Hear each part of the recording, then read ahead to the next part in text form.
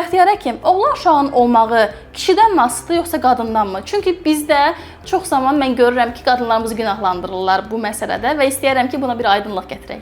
Buna aydınlıq gətirim. Əlbəttə ki, oğlan uşağının olmasının ən böyük səbəbi əlbəttə ki, kişidən asılıdır, amma burada əsas məsələ gen məsələsidir. Yəni gen məsələsi nə deməkdir? Deməli, burada qadınlarda X xromosomu var, kişilərdə isə XY xromosomu var. Burada belə göstərim, qadınlar XX xromosomuna malikdir, kişilər XY xromosomuna malikdir.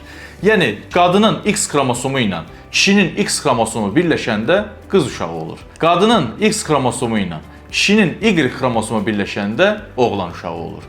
Yəni, bu gen səbəbi ilə olunan bir şeydir. O zaman belə bir sual ünvanlamaq istəyirəm sizə. Spermanın faiz göstəriciləri cinsiyyət təyin edirmi? Məsələn, deyirlər ki, çoxdursa oğlandır, azdırsa qızdır. Bu barədə nə deyərdiniz? Bu çox gözəl sualdır. Çünki bizə xəstələr demək olar ki, %90-ı bununla bağlı gəlir ki, mənim sperma faizim aşağıdır və mən oğlan uşağı istəyirəm, amma mənə dedilər ki, ginekoloqlar, sən get spermanı qaldır uroloqda və qaldırandan sonra oğlan uşağı olacaq. Yeni izah eləyirəm. Xeyr, elə deyil. Bizim oğlan uşağı və qız uşağı olmamız sperma faizi ilə heç yaxından uzaqdan əlaqəsi yoxdur.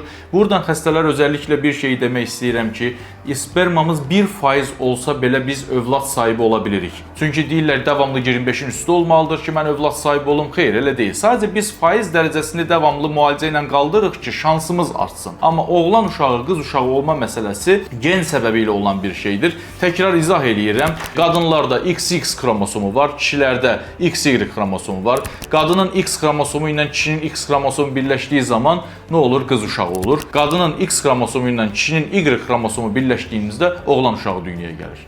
Tamam, çox təşəkkür ederim. Sağ olun, sağ olun.